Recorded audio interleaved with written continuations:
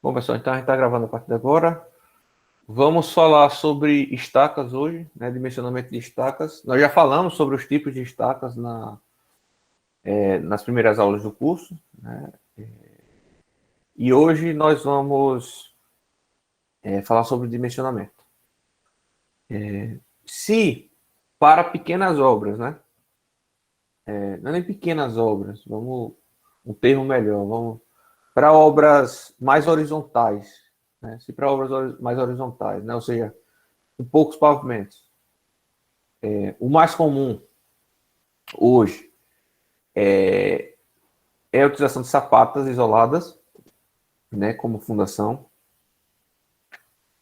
para edifícios, né, ou seja, edificações mais altas, em que você tem mais cargas, né, concentradas por pilar. O mais comum é estaca, tá? Disparado.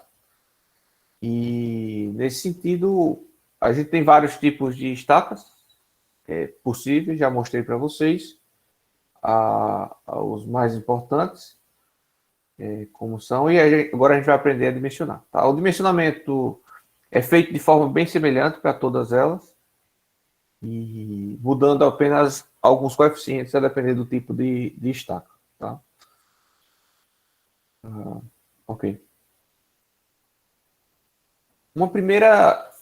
Aqui, inicialmente, vou falar um pouco sobre o mecanismo de resistência das estacas, né? Como é que ela trabalha, como é que ela transfere os esforços para o solo, propriamente dito.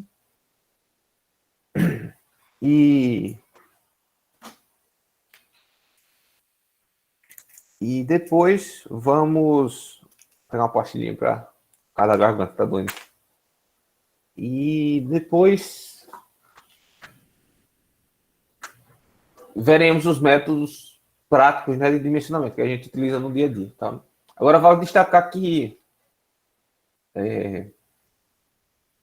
ao contrário das fundações em sapato isolada, a gente não tem um modelo analítico, teórico, bem definido, vamos chamar assim, bem definido. Ou seja, a gente não tem uma equação daquela que a gente estava utilizando para Tesague, né, de Tesague, para simular o mecanismo de ruptura do solo, né, quando carregado por um estaca.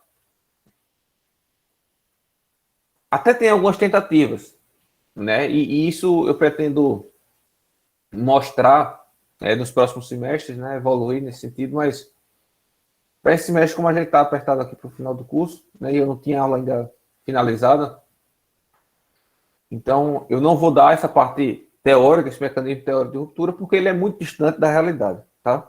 É tão distante a ponto de que hoje, né, não se utiliza, na prática não se utiliza esses métodos teóricos, mas talvez seria bom para, no mínimo, vocês entenderem melhor o mecanismo de ruptura, né? Mas em termos quantitativos, ele não consegue avaliar bem a capacidade do Estado, tá? E aí, nessa linha, o que a gente vai ver aqui são métodos empíricos, tá? São vastamente utilizados aqui no Brasil, pelo menos, baseados no SPT, tá? Baseados no SPT. Temos outros métodos baseados no CPT, mas que eu não vou estar comentando aqui. Eu falei já desde o começo do curso que a gente vai estar focando muito aqui em resultado do SPT, que é o que a gente mais tem aqui no mercado de Alagoas, tá? Talvez para o próximo semestre eu evolua e vai ficar disponível aí as aulas no YouTube. Ok. Beleza. Então, vamos lá. O que acontece, pessoal? Assim, outra coisa, nós vamos estar aqui trabalhando. Isso aqui eu acabei esquecendo de botar na aula. Era isso que estava faltando. Eu fiz a aula ontem. Esqueci de botar 2 tópicos. Mas são 2 tópicos rápidos que na próxima aula eu abordo, tá? São 2 observações importantes. Mas, bom, as estacas, usualmente, né? Usualmente, a gente força com que as estacas só trabalhem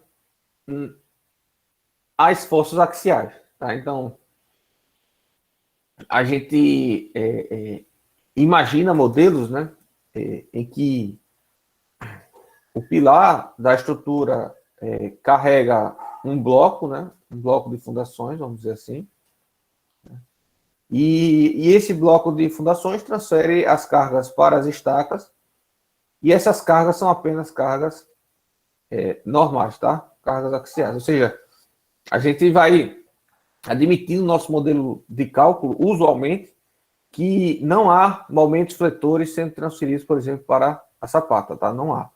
Não há, só há cargas axiais, ou seja, mesmo que esse pilar tenha momento fletor, mesmo que esse pilar tenha aqui carga normal e momento fletor, o que vai estar acontecendo aqui é que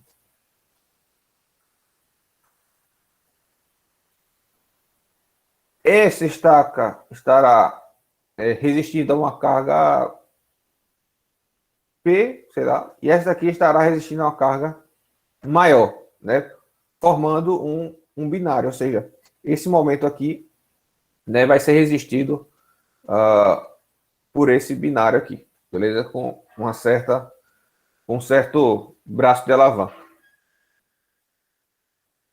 Então, nos nossos modelos, a gente sempre admite, né, esse bloco, sempre não, perdão, usualmente, tá? Na grande maioria das vezes, a não ser que seja uma exceção, algo muito excepcional, tá? A gente considera esse bloco como sendo rígido, né, um elemento rígido, ou seja, indeformado, e a gente imagina que as estacas estão aqui rotuladas, né? Tá? Estão rotuladas, beleza? São elementos lineares aqui rotulados, tá? E aí, nesse sentido, o primeiro passo que será necessário para dimensionar uma estaca, né, é determinar qual a carga que chega em cada estaca a partir do carregamento aplicado devido ao pilar. Tá? Só que isso é da parte estrutural, né? Isso aqui vocês vão aprender lá em Fundações 2. Quer dizer, eu até nem falei, nem alinhei ainda com o Jackson, mas na minha opinião, eu acredito que isso seja a parte estrutural, né? Até porque o dimensionamento do bloco também é da parte estrutural, né? Então, quando vocês dimensionarem os blocos, vocês vão ter quais são as cargas chegando aqui em cada estaca. Eu acho que faz parte desse dimensionamento. E, portanto, aqui nós não vamos estar vendo isso, tá? Nós vamos admitir já direto uma estaca, né? Essa estaca está sobre um determinado carregamento, P1, certo? E ela vai transferir esse carregamento P1, que é sempre só axial, que a gente vai considerar aqui, tá? Esse carregamento axial. E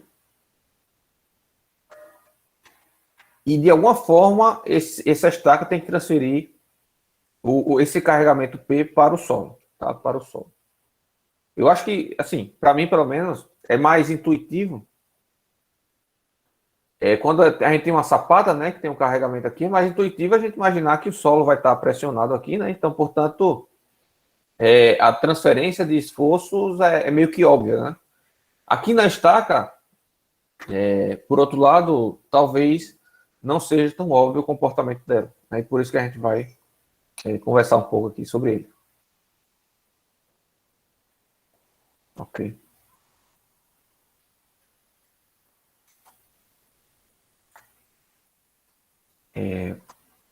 Então, então, a gente vai estar dimensionando aqui estacas isoladas, tá? Submetidas a carregamentos axiais. Bom, no momento que eu carrego essa estaca, tá? A primeira, vamos dizer assim, transferência de esforços que acontece da estaca para o solo, né? E a gente está aqui focando no solo, propriamente dito, né? O dimensionamento estrutural da estaca também vocês só vão ver em Fundações 2, tá? Então, assim, quando a gente aplica essa carga P, a primeira transferência de esforços mobilizada é devido ao atrito, tá? que vai existir no perímetro, ou melhor dizendo, na superfície externa, na superfície de contato, né, entre a estaca e o solo. E aí isso se dará, no caso de areias, por atrito, e no caso de argilas, a gente vai ter um pouquinho de atrito e também um pouquinho de adesão, né? Meio que o solo tende a colar nessa estaca, beleza? E assim, essa carga P vai diminuindo ao longo do comprimento da estaca, tá? Até chegar ou a um valor zero ou a um determinado valor resultante ainda, tá? Pode ser que esse atrito lateral, não seja suficiente para anular, para se equilibrar com essa carga P, tá? É possível e é comum, inclusive. Então, mas essa é a primeira forma de transferência, tá? Que ocorre por atrito lateral. Por atrito lateral. Caso, lembrando que o atrito tem um problema, né? É que você tem um atrito estático e você tem um atrito em movimento. São diferentes, né? Os coeficientes de atrito. Então, tem que se avaliar isso, né? Se a gente aplicar essa carga P, com certeza essa estaca irá se movimentar um pouco, tá? Toda a fundação tem um recalque. Já coloco uma observação aqui que recalques de estacas são muito pequenos em relação a de fundações diretas, tá? Ao ponto de que a gente não vai precisar avaliar aqui no curso recalques, tá? Apesar de ter formulações empíricas e semi-empíricas para isso, a gente não vai fazer aqui no curso, tá? Porque é insignificante mesmo. Na prática, a gente não avalia recalque de estacas, não, tá? No máximo, numa interação solo-estrutura, a gente avalia isso, mas no dimensionamento a gente não avalia. Tá? Então, essa estaca mobilizará um certo deslocamento aqui dessa estaca, essa carga mobilizará um certo deslocamento aqui dessa estaca, portanto, esse atrito aqui vai ser um atrito de movimento, tá? Ou não. Se no caso, isso, vai ser um atrito de movimento, perdão. E aí, vai chegar um ponto, pessoal, que essa ponta vai começar a trabalhar também, tá?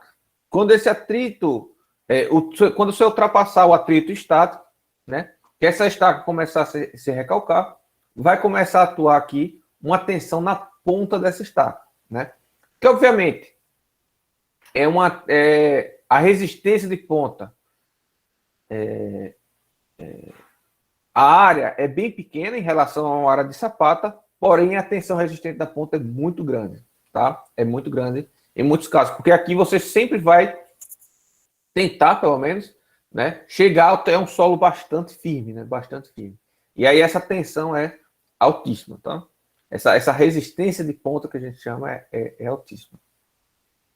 Então, a estaca, o mecanismo de transferência de esforços, né, da estrutura para o solo vai se dar por meio da estaca, a partir do atrito lateral do contato entre a estaca e o solo e da pressão aplicada da estaca sobre o solo na ponta. Tá?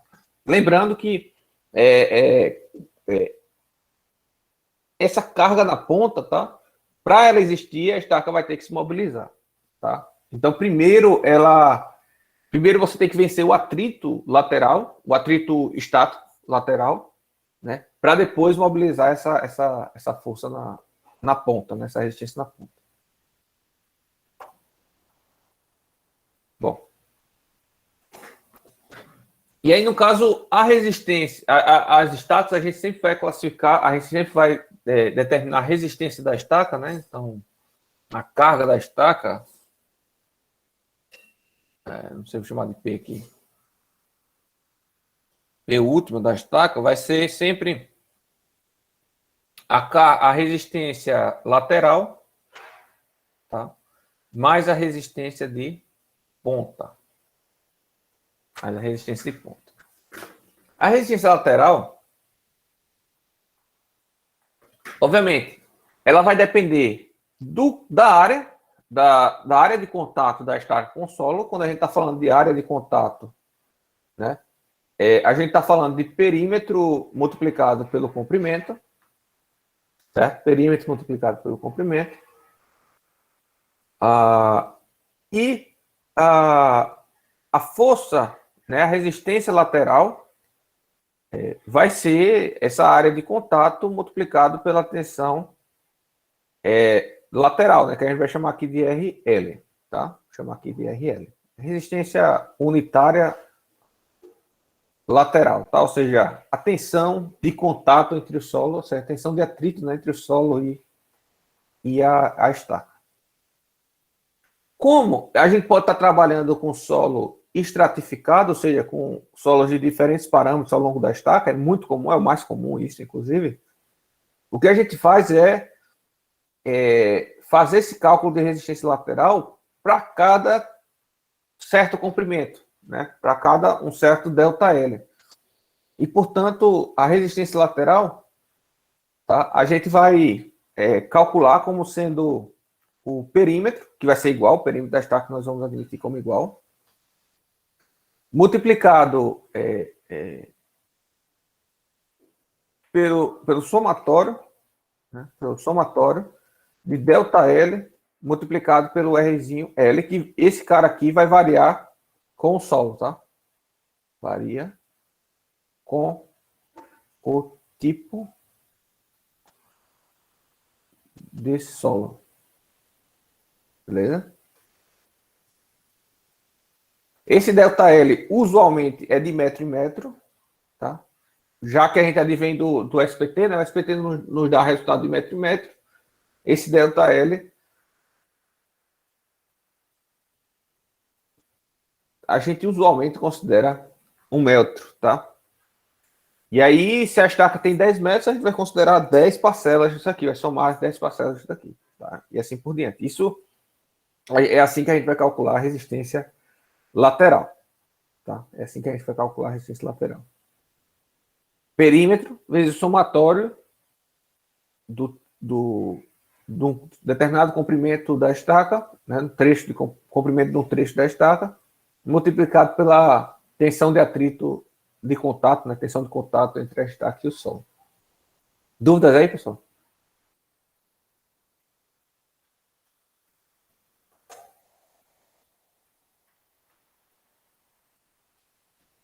Bom, vamos lá.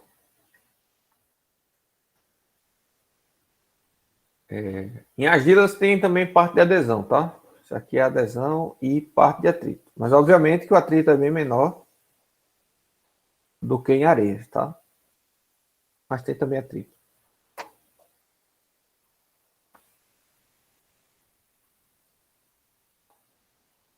Ok.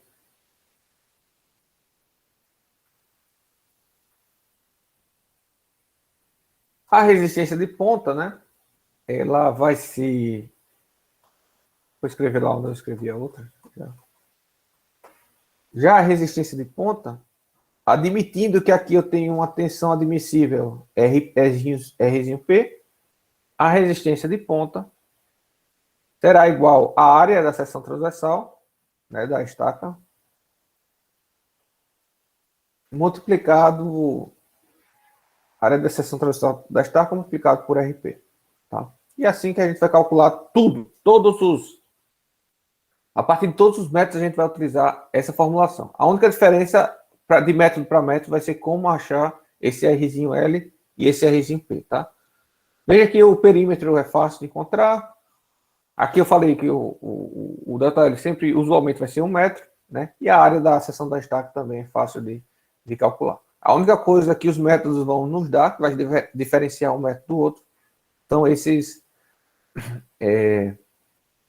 RL e esse RP. Tá?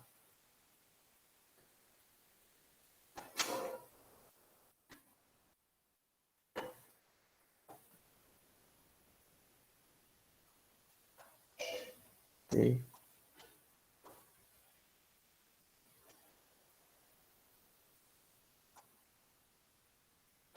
Ok. Pessoal, algumas observações, tá? Algumas observações aqui é a seguinte. Vão existir estacas pré-moldadas, tá? De concreto, como eu já comentei com vocês, que elas são centrifugadas, tá? A seção transversal dela, ela é vazada, tá? Ela é vazada. Nesses casos, tá? A gente vai considerar a área total, tá bom? Então, estacas pré-moldadas vazadas, considerar como se fosse maciço, tá? Pegar o diâmetro externo e considerar como se fosse maciço. Segundo ponto, a gente também pode trabalhar com estacas metálicas, que usualmente aqui são perfis I, né? Perfis W, né? Que chamam, né? No mercado. Mas são perfis seção I, né? Nesse sentido, a gente vai considerar a área da ponta como sendo o retângulo envolvendo o perfil, tá?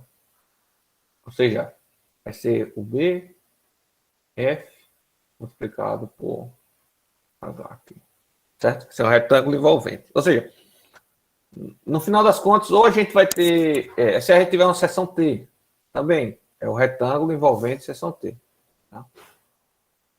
E assim por diante. Ou seja, a gente só vai ter, na prática, dimensionamento de estacas circulares, né? Seção circular ou seção retangular.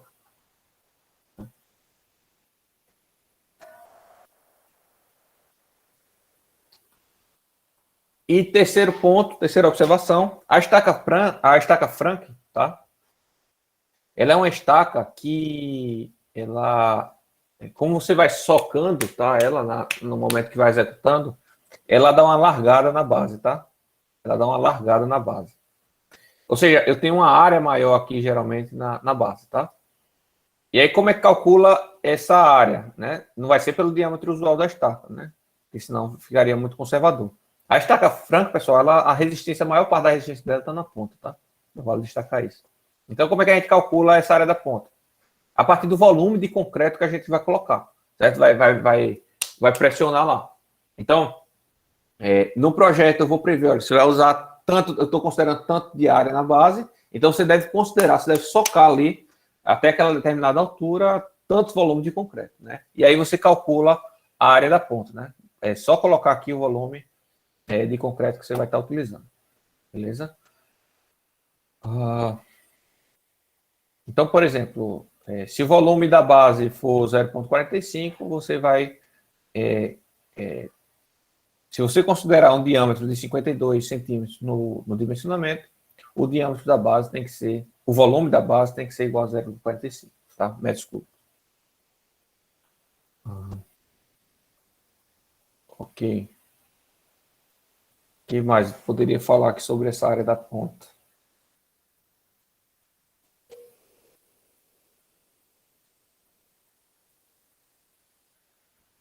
Tá, por enquanto só isso. Depois, quando eu for falar de agrupamento de estacas, aí eu tenho mais comentários a fazer da ponta, tá? Sobre isso aqui tudo eu já falei, né? Só revisando aqui, para vocês verem que está no slide. A resistência lateral vai ser o perímetro multiplicado por somatório de RL, né, vezes a variação do comprimento, né, um trecho do comprimento. Isso aqui vai ser usualmente 1 metro. E beleza, então a resistência final vai ser isso daqui. Como eu falei, o que vai ser diferente vai ser a gente calcular de cada metro, né, vai ser como calcular esse RP e esse RL. Tá? Ok. A mobilização máxima do atrito é atingida com pequenos recalques de 5 a 10 milímetros.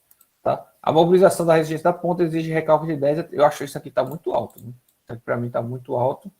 Isso aqui talvez seja para estacas escavadas que deixe fofo o fundo, mas aí a gente vai comentar posteriormente. Tá? Posteriormente com vocês. Que bom. E aí a gente tem uma denominação que na prática não importa muito, confesso. Não, eu, particularmente, não utilizo muito isso, mas se você tem um caso particular em que você não está considerando carga de ponta, está considerando apenas atrito lateral como resistente, então você tem o que a gente chama de estaca flutuante, tá? Estaca flutuante, ou de atrito. E se você tem uma estaca, um outro caso particular, que você não tem resistência de atrito, tá? Porque vamos dizer que seja um solo muito mole aqui ao redor. E, e toda a estaca está sendo. Toda a capacidade da estaca está sendo garantida pela resistência de ponta, aí você tem uma estaca chamada estaca de ponta, tá? Estacas Frank, geralmente, a maior parte da resistência é de ponta. Tá?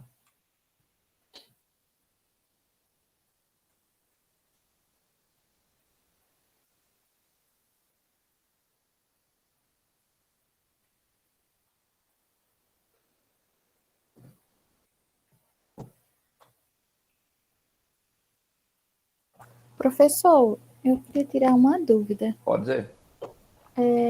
Professor, em relação ao dimensionamento geotécnico, ao variar o tipo de estaca, tem um dimensionamento diferente ou não?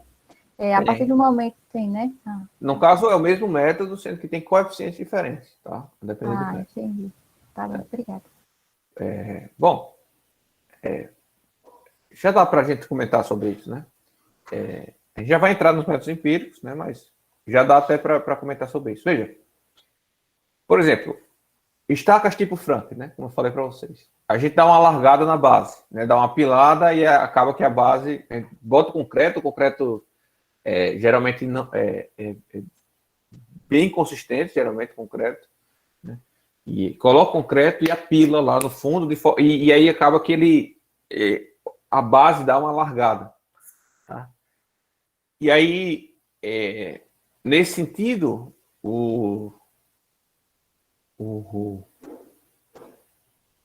comportamento, né, de transferência de cargas da estaca para o solo vai ser muito pela ponta, porque além de você estar largando a base, quando você está apilando, o que você está fazendo é meio que dar uma compactada no solo que está sobre a ponta, né, da estaca. Então, você vai compactando o concreto, você dá umas porradas no concreto mesmo, tá? Aí o concreto, imagina o concreto quase uma farofa, né? Você bota o concreto, dá umas pancadas, né? O que vai acontecer? A base se alarga e já dá uma pré-adensada no solo que estava ali na base da ponta. De forma que a resistência de ponta dessa estaca vai ser muito maior, por exemplo, do que uma estaca escavada, em que você escava o solo, né, por trados, usualmente, retira esse solo, né? Só que o que acontece? Na ponta, como você usou esse trado, a ponta vai estar lá modificada, a ponta você vai estar bem fofa. Porque quando você bota o trado, a ponta do trado vai deixar a ponta do furo, né? A extremidade do furo fofa, né? E aí, em estacas escavadas, por exemplo, é muito comum a gente ou desprezar ou diminuir muito a resistência de ponta. Né? Eu vou comentar sobre isso na próxima aula. Na próxima aula eu vou falar sobre aspectos normativos, tá? E aí isso eu comento com vocês melhor. Como é que a gente considera isso? Então, a resistência de ponta de uma estaca franca é muito maior do que uma estaca escavada. Isso eu tenho certeza absoluta, tá? Isso aí é certo, né? Outra coisa, bom, estaca raiz, né? Estaca raiz a gente injeta o concreto sob pressão, tá? A gente faz o furo e injeta o concreto sob pressão. O que vai acontecer? Parte desse concreto que você está injetando sob pressão, ele forma ramificações em alguns lugares na estaca, tá? E por isso que o nome é estaca raiz, tá? Muito por conta disso, porque ela forma como se fosse troncos, raízes, né? Ao longo do comprimento da estaca. E isso, com certeza, garante um atrito lateral muito maior do que, por exemplo, você utilizar uma estaca metálica cravada, certo? Por exemplo, o atrito do solo com metal é bem menor, né, do que com concreto. E muito menos com esses, entre aspas, com essas raízes, né, saindo lateralmente da estaca.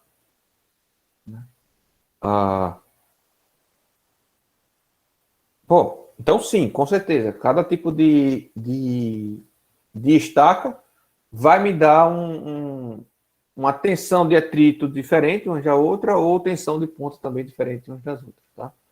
Vale destacar aqui que eu estou aqui tratando dos tipos clássicos aqui de estacas. Aqui em Alagoas, o pessoal da AGM trabalha com algumas modificações dessas estacas, tá? Eles têm, que eu conheço, pelo menos, eles têm dois dois métodos executivos que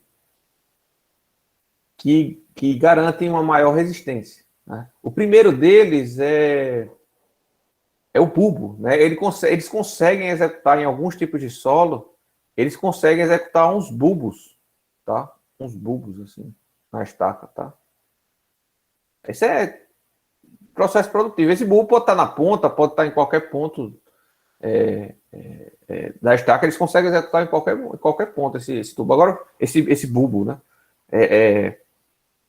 Agora, o que acontece? Isso aqui vai depender do tipo de solo, né? Mas eles têm um método executivo bom para isso. O que acontece?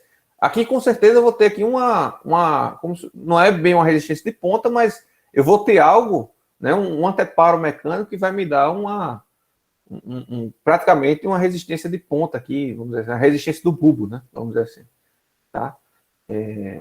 Isso confere uma resistência maior. Aí a outra que eu conheço ao invés de bulbos, eles executam uns discos assim, ó. Eles conseguem executar uns discos ao longo de toda a estaca. Eles simplesmente vão escavando, aí quando chega numa determinada altura, eles aplicam um jato de pressão de água, de forma que dá uma escavada aqui lateralmente, né? Agora, se o solo for muito arenoso, isso aqui vai desabar, né? Isso aqui é mais para solos que tenha alguma capacidade, né? Para se manter estático, né? E aí aqui também eu tenho aqui algumas resistências mecânicas, né? Que conferem uma maior resistência para a estaca.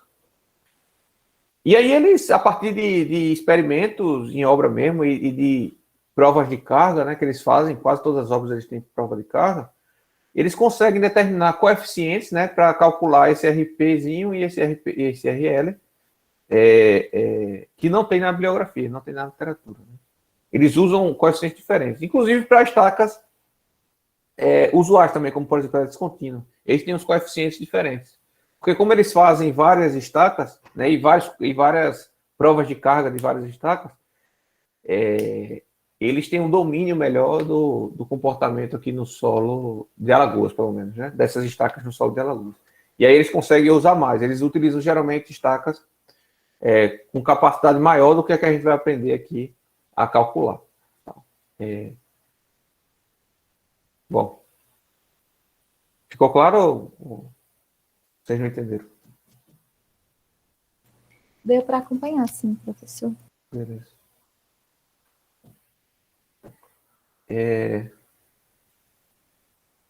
Ok, então os métodos que a gente vai ver aí são esses, tá? Eu esqueci de adicionar aqui uma mais. Eu vou colocar aqui uma mais, que é o Teixeira, tá? Teixeira de 1996. Tá? Então nós vamos ver aí 5 métodos. Esses primeiros 3 métodos, tá?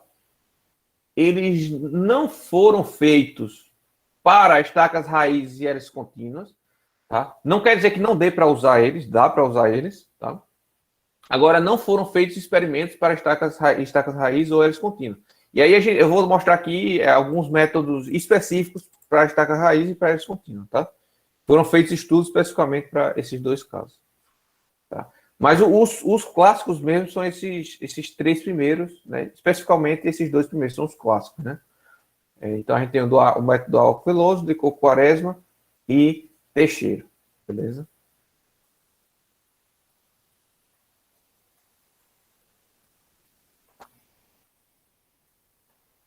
Todos seguem a mesma ideia, a mesma ideia que eu falei até então, todos seguem, né? Resistência de ponta e resistência de ponta e resistência de atrito, tá? O que muda é como calcular esses coeficientes. Bom, então vamos lá, Álcool Veloso. Então, a resistência, a carga de ruptura da estaca vai ser a carga de ponta mais a carga de atrito lateral, né? Inicialmente, ele recomendava que a carga admissível, né, fosse a carga de ruptura dividida por 2, mas quando a gente for ler a norma amanhã, quando a gente for ver a norma, a gente vai ver qual coeficiente utilizar. Isso varia, vai depender da quantidade de provas de carga que você faz, etc. Tá? Mas, no método original que ele propôs dividir por 2 a carga de ruptura, né? Apesar de que a gente tem que seguir a norma. Ok. Então, a tensão resistente de ponta, ele está calculando aqui por 1K, vezes o número de golpes do SPT, né, dividido por um fator F1, certo? Por um fator F1. Já a resistência lateral, né, a que a gente fala assim, assim, a tensão de contato, né, resistente entre o solo e a estaca, vai ser um coeficiente alfa multiplicado por um coeficiente K, multiplicado pelo número de golpes do SPT, dividido por um fator F2. Tá? Isso aqui vai me dar em quilograma força por centímetro quadrado. Ok.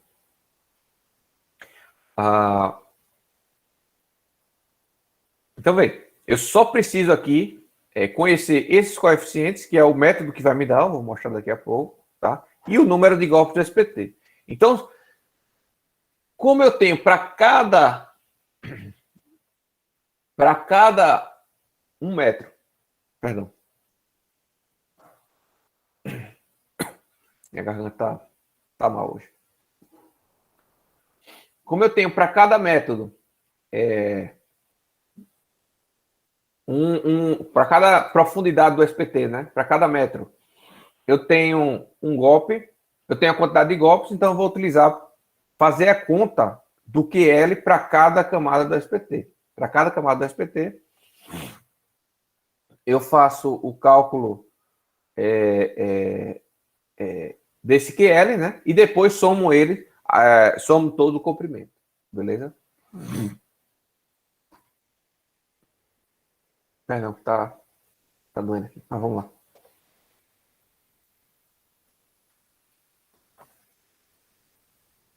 Tá, os coeficientes F1 e F2, tá?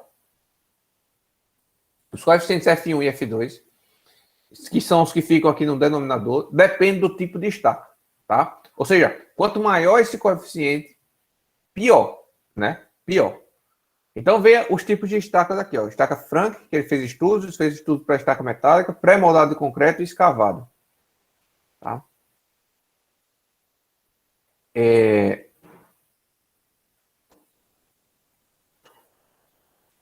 Ou seja, não tem nem estaca raiz, nem estaca leste contínua, nem estaca ômega, né?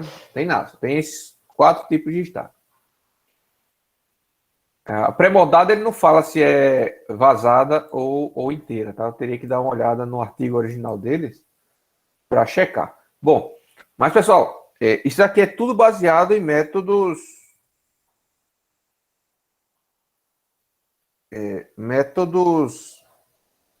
empíricos, tá? Foi feito várias estacas, levou aquela carga à ruptura e aí determinou os coeficientes. Ou seja, como não tinha como separar na ruptura, como não tinha como separar a resistência de carga, a resistência lateral da resistência de ponta, tá? Esses coeficientes separados de ponta e estacas, tá?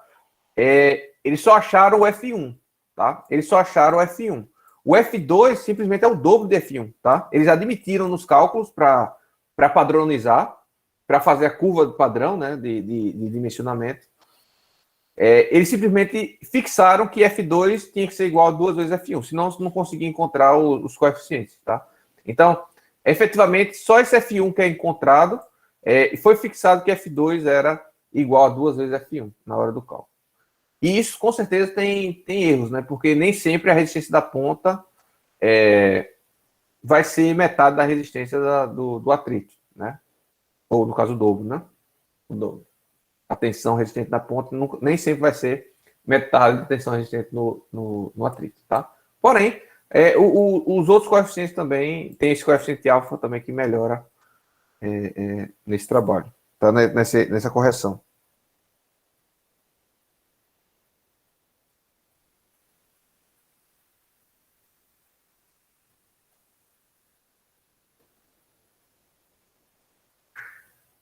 Tá.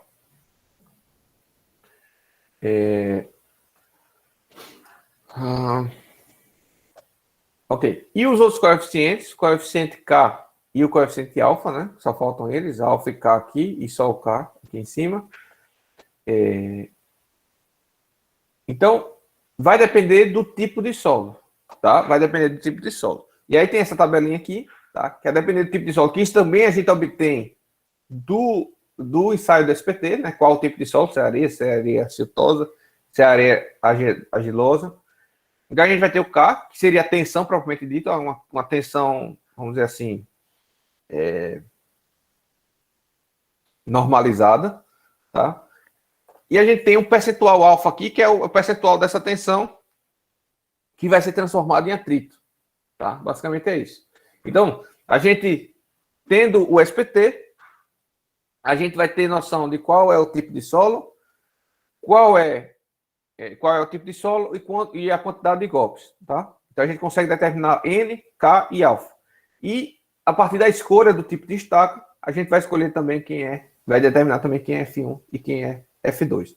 Eu vou deixar para fazer um exemplo completo com tudo, tá, pessoal? Com todos os métodos. Talvez só na aula que vem.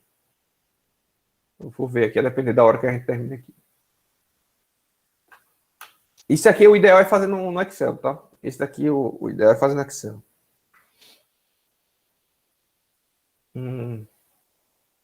Tá.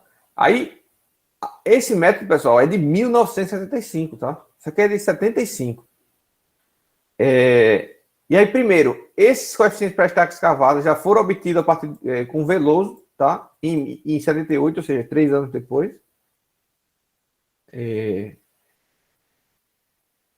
E, mais recentemente, temos novos estudos indicando novos coeficientes, tá?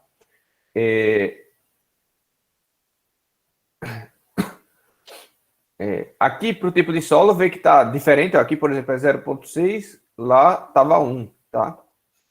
Então, ou seja, para esse caso de areia, Alck Veloso, esse novo método é mais conservador, beleza? Além disso, os coeficientes também mudaram, tá? Veja que aqui, ó, agora não, agora não está sempre o dobro, né? Aqui está 2,5 e 3, 2,4, 3,4, 2, 3,5 e assim por diante. Não está simplesmente o dobro, né? Vê que muda bastante, né? Vê que muda bastante, tá? Em relação a esse daqui. Qual é o correto? Nenhum dos dois, né? Porque isso aqui, na verdade, é tudo uma aproximação, né? Tudo uma aproximação. São métodos empíricos. Porém, você vê que no estudo de Monteiro, tá? Modificado de Monteiro, os coeficientes F1 e F2 ó, foram bem próximos, tanto é que ele igualou, né? Aos resultados de Laprovitteira, tá? Ou seja, eu hoje dimensiono com esses coeficientes, tá? Com esses coeficientes.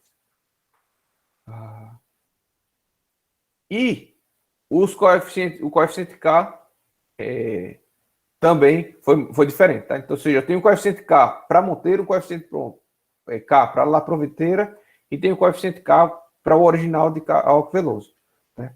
Aí vai...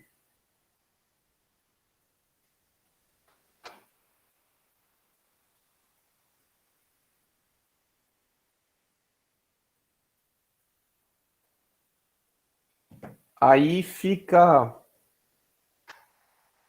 a critério de você utilizar, né?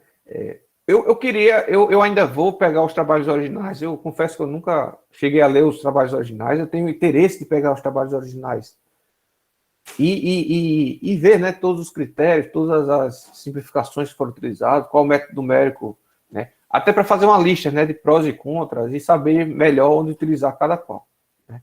Eu hoje, né, como não trabalho com fundações, faço uma fundação ou outra, né, de estaca. Eu acho que eu fiz 5 projetos, 6 projetos de estaca até hoje só. Porque justamente esses métodos aqui, pessoal, são muito mais conservadores do que o pessoal do pessoal que executa aqui consegue fazer, entendeu? O pessoal consegue economizar 40% de quantidade de estacas em relação a esses métodos aqui. Então, eu só faço quando é alguma coisa pública, ou que o cliente pede para ter uma estimativa inicial, tá? Mas, geralmente, quando vai executar, o próprio executor já dimensiona também a estaca, tá? Porque ele já tem outros coeficientes que não esses, né? Coeficientes mais próximos para a realidade aqui do solo de Alagoas, né? Bom, mas dito isso, eu hoje adoto mais conservador ou mais atual, tá? Aí vai de cada caso. Bom, esse é o método de álcool veloso. Vocês sentem alguma dificuldade, pessoal, nisso daqui ou não?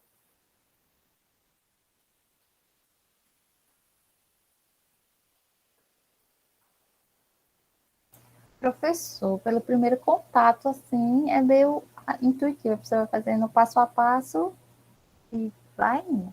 Isso. Vê, a carga na ponta é uma só, tá? A gente vai calcular a carga na ponta uma só. É só pegar o K, o F1 e o número de golpes onde você vai morrer a estaca. Então, você que vai determinar o comprimento da estaca, né? Então, você vai determinar o comprimento da estaca, onde ela morrer, você vai pegar a quantidade de golpes ali e vai utilizar nessa conta. A resistência de atrito que a gente vai fazer é metro a metro. A gente vai fazer esse cálculo metro a metro. A gente vai fazer essa continha aqui, ó, para cada metro. No SPT, para cada metro que eu tenho, que existe, né, lá no SPT, eu tenho o número de golpes e eu tenho o tipo de solo. Então, para cada metro, eu vou ter o N, o número de golpes, e eu vou determinar o coeficiente K e o alfa, tá? Para cada metro. E, portanto, eu vou ter uma carga, eu vou ter esse RL aqui, né, para cada metro, e eu vou calcular para cada. E depois eu vou calcular a carga da lateral, fazendo 1 metro, né, aqui, multiplicado por esse Rzinho de cada metro, né, e multiplicado pelo perímetro da estaca, beleza? E aí, de forma que, somando as duas, eu tenho a resistência da estaca final. É bem passo a passo mesmo, pessoal, tá? Não tem, eu não vou aprofundar aqui na teoria como eu aprofundei lá para sapatas, não. Tá? Mas, volto a repetir, isso é o que a gente usa no dia a dia. Tá? Todo mundo que eu conheço usa isso. Eu desconheço aqui no Brasil um escritório que faça diferente disso. O que você pode ter são empresas que executam tendo coeficientes diferentes desses que a gente está calculando. Está determinando. Então, eles, como tem vários resultados, tem os coeficientes deles, mas isso é segredo sete chaves, né? Eles não vão divulgar por aí, né? Então, eles guardam para eles, onde eles conseguem ganhar os clientes, né? Então, eles conseguem ganhar justamente na economia de quantidade de estacas. Tá? Bom, segundo método, vê que é a mesma coisa. Carga da ponta mais carga do atrito. Tá? A carga na ponta vai ser a área da ponta multiplicada pelo número de golpes da ponta. Agora, veja, esse número de golpes aqui nesse método, né? E eu recomendo para usar todos os métodos, na verdade. Ao invés de você utilizar o número de golpes exatamente onde a ponta acaba, né? Você faz uma média do número de golpes da camada de cima, dessa camada onde ele está morrendo e da camada de baixo. Então, você faz uma média ponderada desses 3 metros, tá?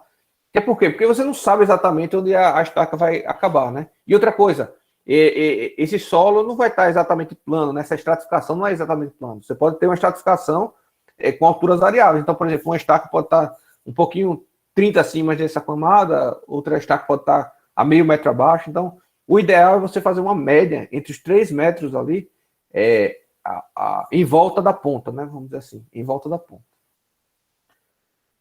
Então, vai ser o K, um coeficiente K, só que esse coeficiente K, obviamente, por esse método é diferente, né? A área da ponta, que eu já falei para vocês como calcular, né? Ou seja, vai ser a área da ponta se for maciça, ou se for vazada, vai ser a área também considerada maciça, a área toda considerada maciça. Se for metálica, você vai considerar o retângulo envolvente. Tá? E se for franca, se for enlarguecida essa base, aí tem aquele cálculozinho a partir do volume, né, de concreto. Então, dito isso, assim você calcula a carga da ponta, tá? Sem segredo. Coeficiente de K vai depender do tipo de solo, tá? Esse coeficiente K vai depender do tipo de solo. Vê que é bem mais restrito os tipos de solo aqui do que no caso de álcool filoso, né? Aqui você tem o solo argiloso, silto argiloso, silto arenoso e areia, tá? Ok. E aí você tem os valores, seja em tonelada força por metro quadrado, seja em quilopascal, tá? Aí você vai utilizar. Ó, esse K aqui, ó, tá em tonelada por metro quadrado. Esse daqui está em megapascal, tá? Que eu acho que é a mesma coisa, no final das contas. Tem para mim, tem que ver. Eu acho que é a mesma ordem de grandeza.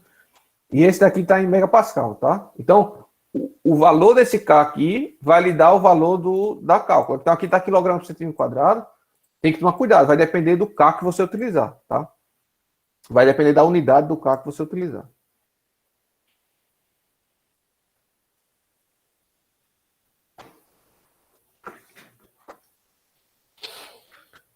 Bom,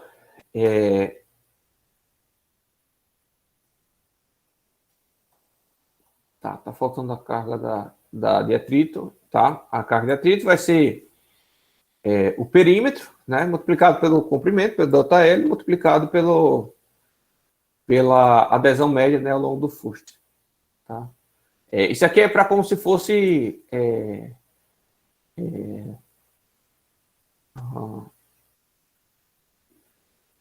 também aplicado para cada metro, tá? Você vai aplicar isso para cada metro e vai fazer o somatório total, né? Depois. E aí, essa carguinha QT aqui, vocês vão encontrar fazendo... cadê, viu? Deixa eu pegar aqui. Será que eu esqueci de botar a tabela?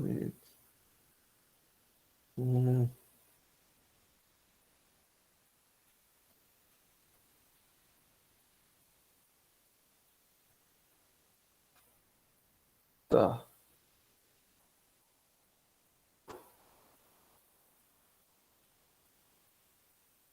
Eu acho que eu esqueci da tabela. O cálculo do QT.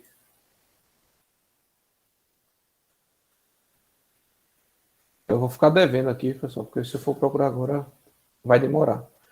Mas é o seguinte, a carga da ponta a gente vai multiplicar o K por alfa, tá? A carga do atrito a gente vai multiplicar QT por beta. Muito provavelmente esse QT é igual a K, tá? Eu vou só checar, confirmar isso daqui. O alfa e beta estão nessas tabelas, tá? Vai depender do tipo de solo e do tipo de estaca, beleza? Tá ruim nessa figura, mas eu acho que dá para ler. Escavadas em geral, escavada com betonítica, com lama betonítica, né? Aqui hélice contínua, aqui raiz, né? Aqui injetada sobre alta pressão. E mesma coisa aqui, e aqui o tipo de solo, né? E aí você tem o coeficiente alfa e beta e vai jogar aqui. Agora esse QT é que está faltando tabela, ou ele é igual ao K, tá? Só tem que checar isso. Eu tenho para mim que ele é igual ao K. Beleza? Igual ao K. Bom, então basicamente é isso. Vê que não muda muito, né? Não muda muito de método para método. A diferença são os coeficientes. Tá? É porque uma vez que a gente faz a nossa tabelinha, né, pessoal, no Excel, isso aqui fica automatizado, né? Aí fica mais fácil. Bom, o método Teixeira, em um slide aqui eu falo para vocês, então é a mesma ideia, tá? A diferença é que ele vai utilizar aqui o coeficiente alfa, vezes o número de golpes, tá? Aqui vai ser beta vezes o número, isso aqui é beta, viu? Beta vezes o número de golpes, tá? E aí o valor de alfa e beta é extraído a partir dessa tabelinha, tá? Então, vai depender do tipo de solo e vai depender do tipo de estaca. E aí eu tenho alfa e beta para cada um dessas combinações, tá bom? Eu tenho 8 tipos de solo aí, tá? Já é melhor do que o anterior.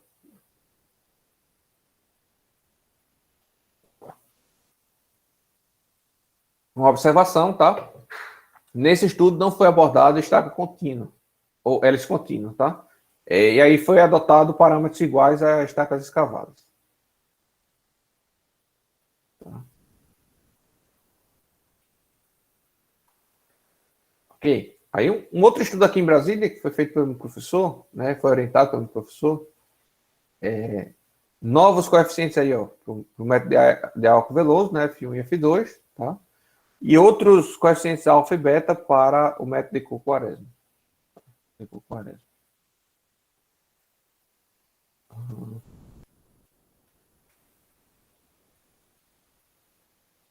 Tá.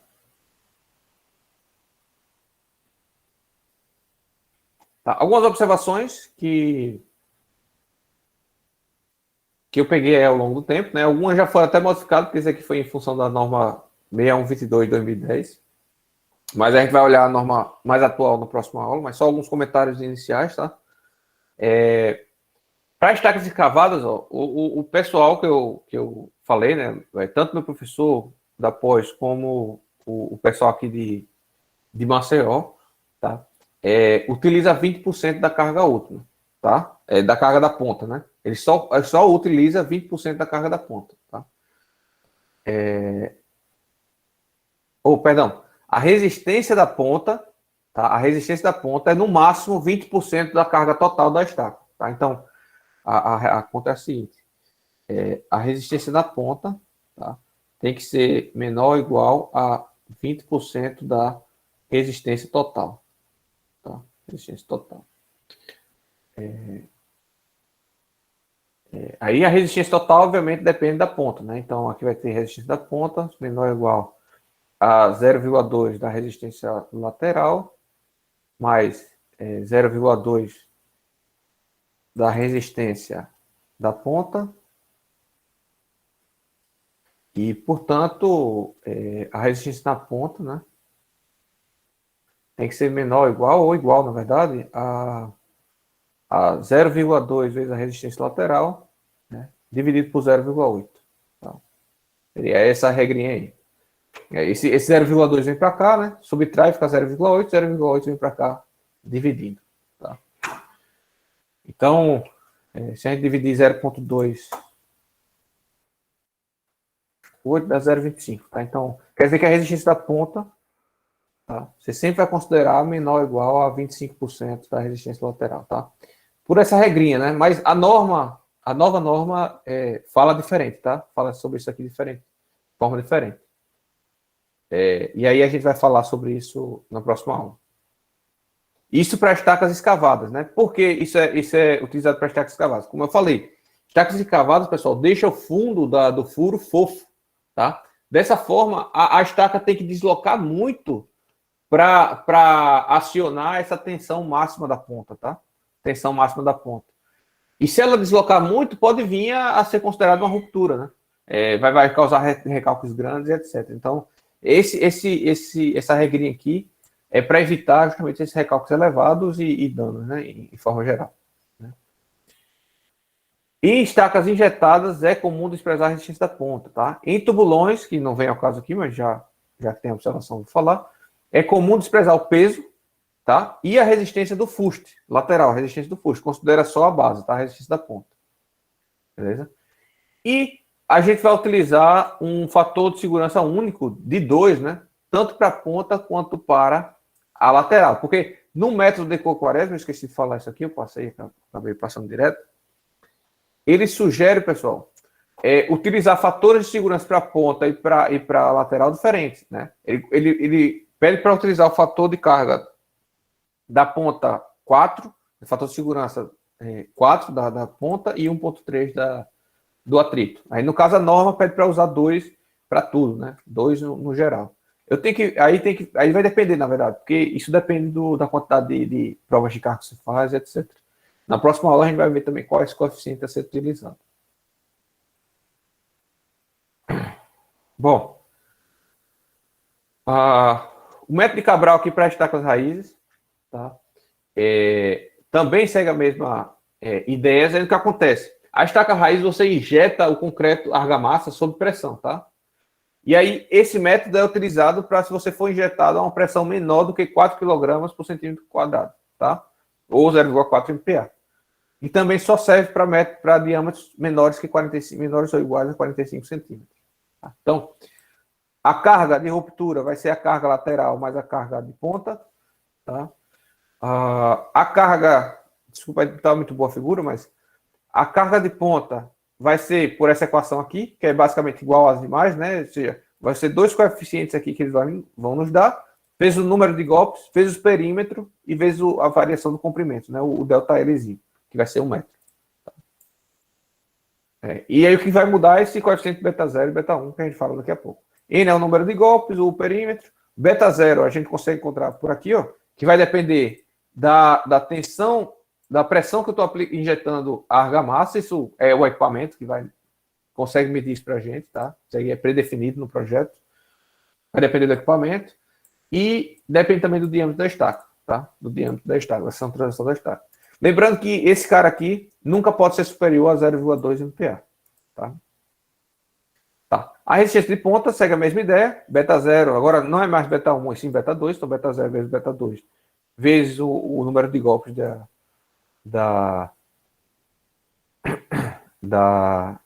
do SPT, vezes a área da base, tá? A B é a área da base, e esse cara tem que ser menor ou igual a 5 MPa, beleza? Na tabelinha aqui,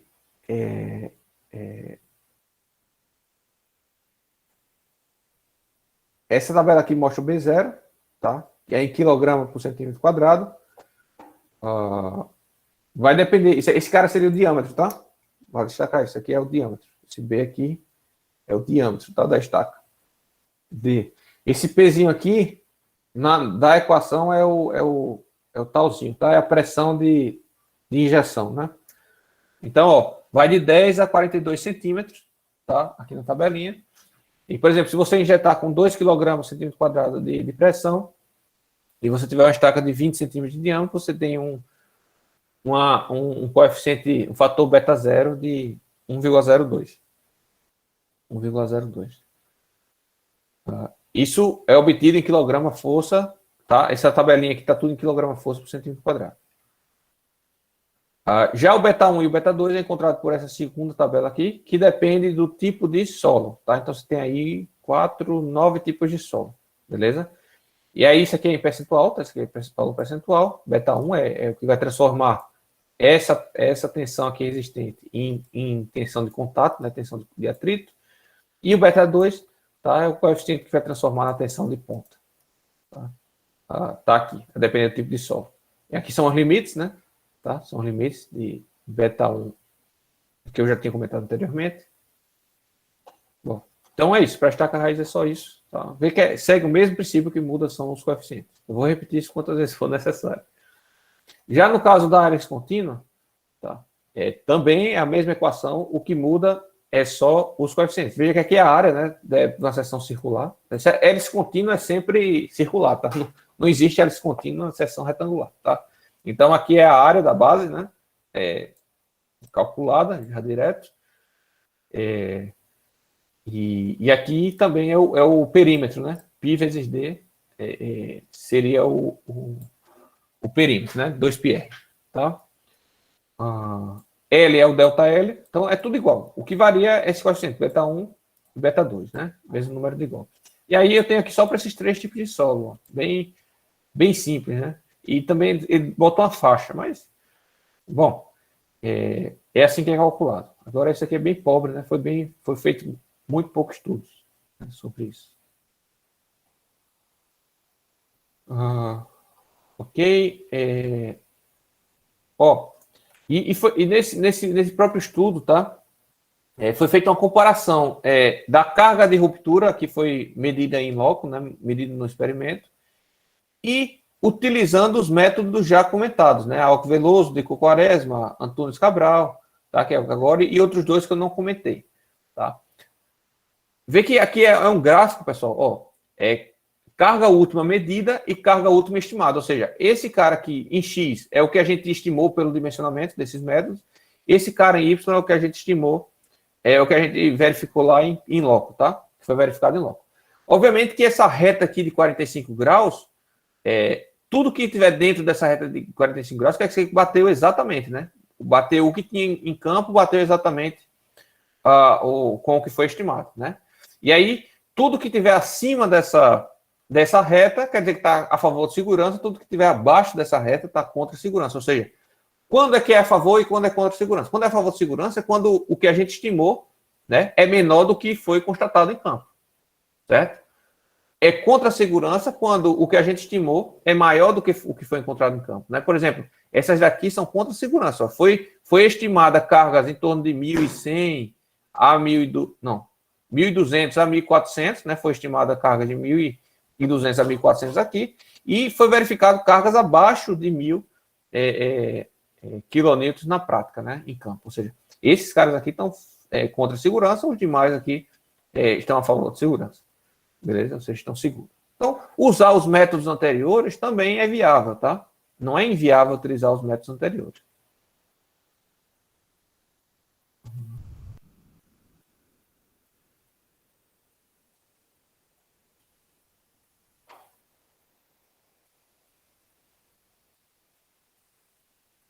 E aqui os coeficientes ajustados tá para Decor Quaresma e Antunes e Cabral. Então, se eu vou utilizar Decor Quaresma, né? Você vai utilizar esse cara aqui. Alfa e beta. Bom, então, todos os métodos estão aí. Nós vamos fazer um exemplo utilizando todos esses métodos, tá? Vamos aproveitar um método só para fazer todos, né? A gente vai variar só os coeficientes, vamos comparar essas cargas últimas.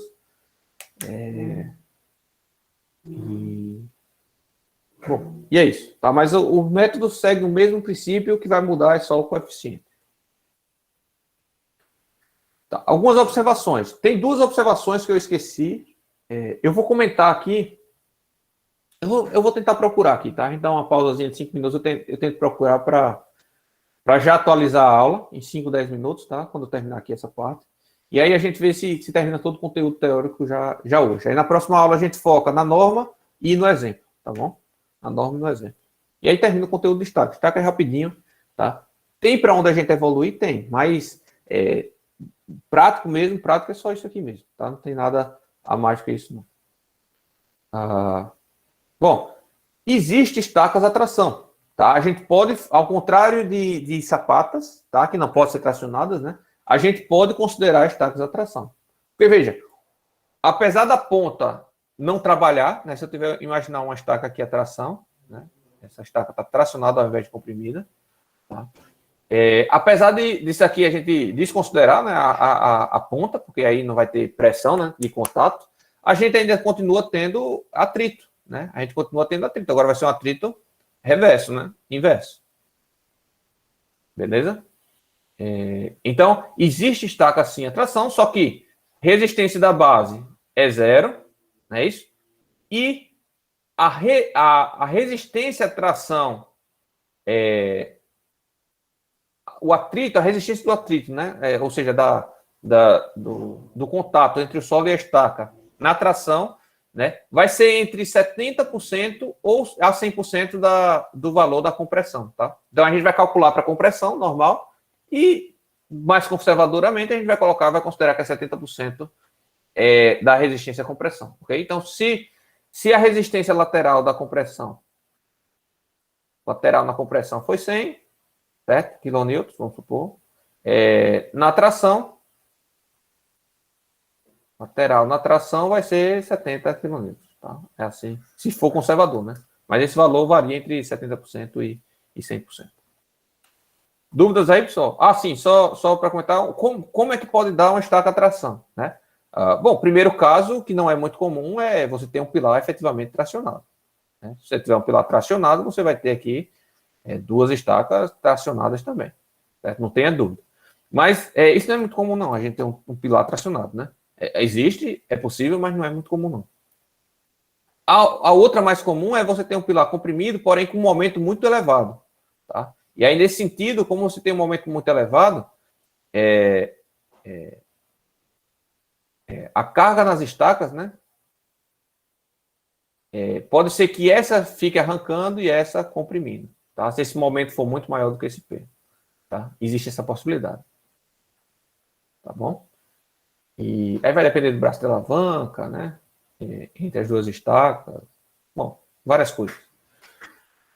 Então, sim, existe estaca tração e é muito comum. Não tão comum como estaca compressão, mas é muito comum, tá? Mas o mais comum para estacas tracionadas é esse caso aqui. Esse caso aqui é raríssimo, né? Isso aqui eu nunca aconteceu isso comigo, não. Dúvidas sobre estaca tração?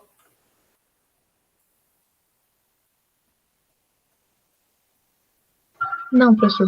Assim, um caso particular aqui em Maceió, que tem, e o pessoal aqui da AGM faz muito, eu não sei se faz muito mais, é porque agora eles estão usando mais hélice contínua, mas eles faziam muito. É porque é o seguinte, aqui na praia, do litoral todo, a Jatiuca, Ponta Verde, Pajuçara, Eu não sei crujasal, mas com certeza esses três sim. A gente tem um solo, uma camada de solo arenoso, tá? E até bem compacta. Bem compacto isso aqui. Tem um areia compacta, tá? Depois a gente tem uma camada do material mole, tá? Diz que era um lençol freático que passava, era um riacho antes, não sei. Assim, geologicamente, né? Muito antes, né? Era um curso hídrico, e aí tem muito material orgânico, muita coisa e é mole, entendeu? Aqui é um solo mole. E depois, perdão. E depois vem um solo rígido de novo, né? Então, o que é que eu vi o pessoal fazendo aqui para estaca tração, né? Utilizando aquele método de bulbo, né, que eles fazem. Eles pegavam aqui, ó, botavam a estaca, tá? Morria onde precisava morrer, né, normal. Estava aqui. Aí é o seguinte, como essa areia é relativamente compacta, eles pegavam e faziam um bulbo aqui, ó. Faziam um bulbo aqui. De forma que aqui, quando estivesse trabalhando na tração, né, aqui eu teria como se fosse uma resistência de ponta nesse bulbo, né? E aí conferia uma maior resistência à tração dessa estaca, né? Então ele botava imediatamente, assim que passava do solo compacto, né, que ele, até pela máquina, para a facilidade com que você escava, você sabe, né? Aí quando você ultrapassava esse ponto, eles faziam esse bulbo aqui, né? E aí conferia essa resistência mais à tração. Bom, vamos lá. Passando aqui um pouco mais. Certo. Eficiência, grupo de estacas, né? Então, veja, a gente pode ter é comum, para carga, para pilares com pouca carga, é comum a gente ter, por exemplo, uma única estaca aqui, tá? A gente tem um bloco, tá? E ter só uma estaca, olhando em cortes daqui, né? Teria o pilar aqui e teria uma única estaca aqui, tá? É possível, totalmente possível. Agora, isso aqui ele não consegue resistir em nenhum momento, tá? Isso aqui não tem... Isso aqui ele só consegue resistir a cargas normais, tá? Vale destacar isso. Não pode aplicar momento aqui, não. Você tem a opção também de fazer bloco sobre duas estacas, né? Sobre duas estacas. Aqui, ó. Tá. E aí você teria aqui em corte, né? Algo...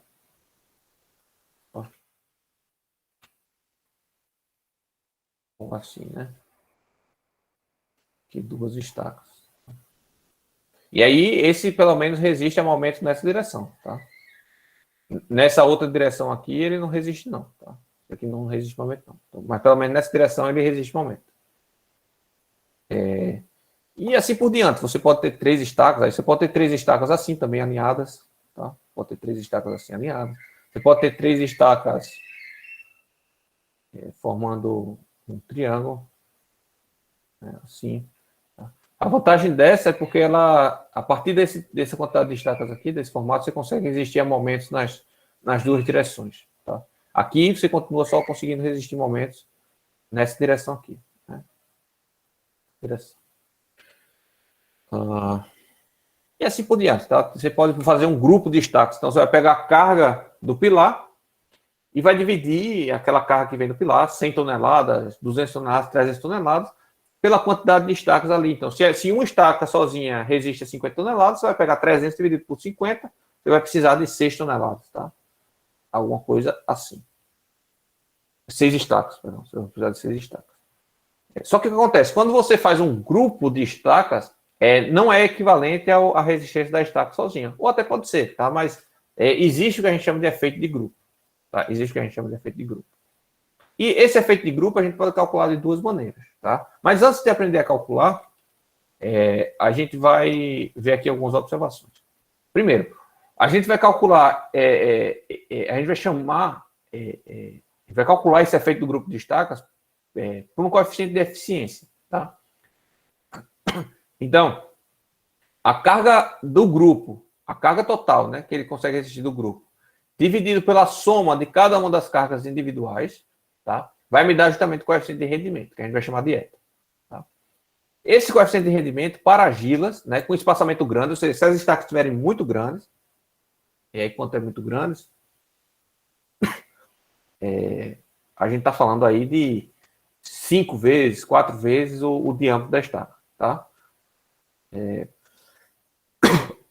Tanto para estacas flutuantes, ou seja, que resistem ao atrito, quanto para a estaca de ponta, isso aqui vai ser aproximadamente a 1. Ou seja, se o espaçamento estiver consideravelmente grande, você pode considerar igual a 1, tá? Para argilas, para só... Perdão. Para solos arenosos, tá? Ele vai ser próximo a 1 ou até maior que 1, tá? Ou até maior que 1. Mas eu nunca utilizo, Rafael, nunca utilizo maior que 1, tá? Eu não faço isso, não. Isso serve tanto para estacas flutuantes ou de ponta, né?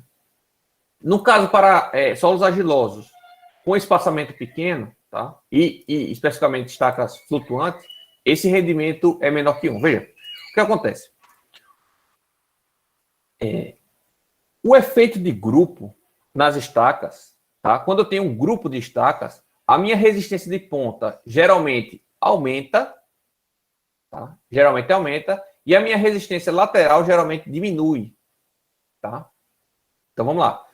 Quando eu tenho um grupo de estacas, geralmente a minha resistência de ponta aumenta. Inclusive tem um método europeu que depois eu aprendo para passar para os próximos conteúdos. Que ele, por exemplo, se eu tenho essas estacas aqui, ele considera uma área aqui equivalente, como se fosse uma sapata aqui no fundo como se fosse no fundo da estaca, né? Tá? Na ponta da estaca. Ele não considera só as cargas, as pontas individuais. Ele considera uma área geral, como se fosse uma sapata mesmo, formando uma sapata. Depois eu aprendo esse método para passar para vocês. Mas o que acontece?